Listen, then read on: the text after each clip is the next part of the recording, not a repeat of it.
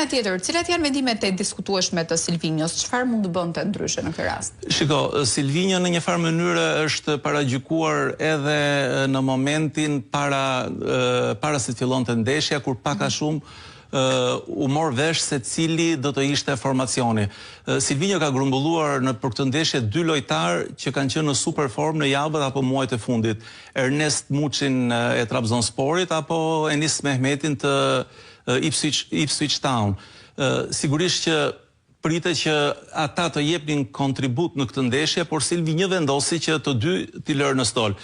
Në fakt, nëse do të analizojmë pjesën e parë, ne nuk mund të themi që trajneri ka gabuar. Strategjia e tij funksionoi, Shqipëria kaloi në epërsi dhe përballë Polonisë, që kishte përkrajën e tifozëve të saj nuk ishte pak, por për mendimin tim vendimet e diskutueshme mund të jenë ato në gjatë pjesës së dytë, pra në vazhdimsi të lojës.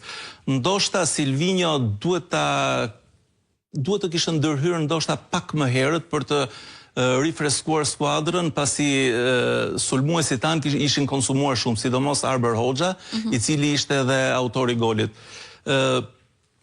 Ndërhyri pasi pësuam golin e parë dhe në fakt 2 të futurit në fush, Broja dhe Pilo, ishin si thua e patën mundësinë edhe për të shënuar, por nuk e shfrytzuan mundësinë. Pastaj na ndëshkoi Polonia dhe zëvendësimi i fundit ishte i Ernest Muçit në minutën e 82.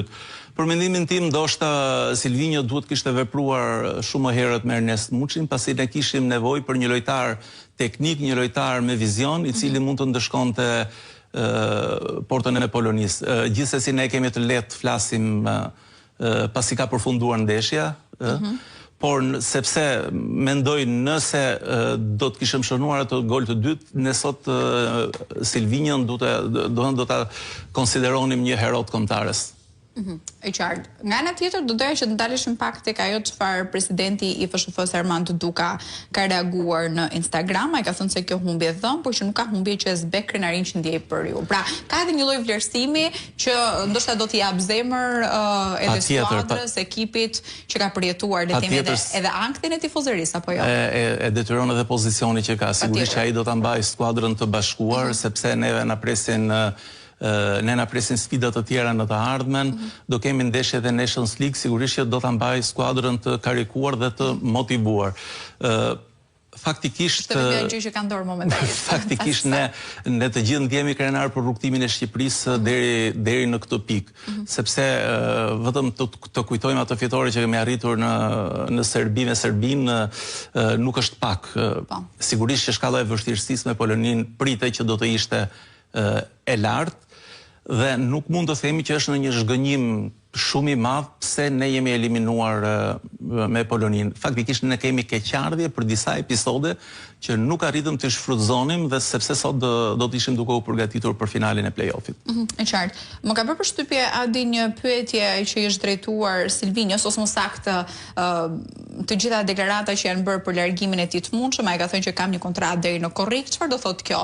Mund të them që ka një lloj presioni vetë Silvinjo pas kësaj ndeshje, apo kjo nuk lidhet fare me rrugtimin që ai kishte pasur? Shiko, vlerësimi për Silvinjon që na ka çuar në Evropianë dhe pati këtë rrugtim në përgjithësi pozitiv me kombëtaren, nuk mund të jetë negativ.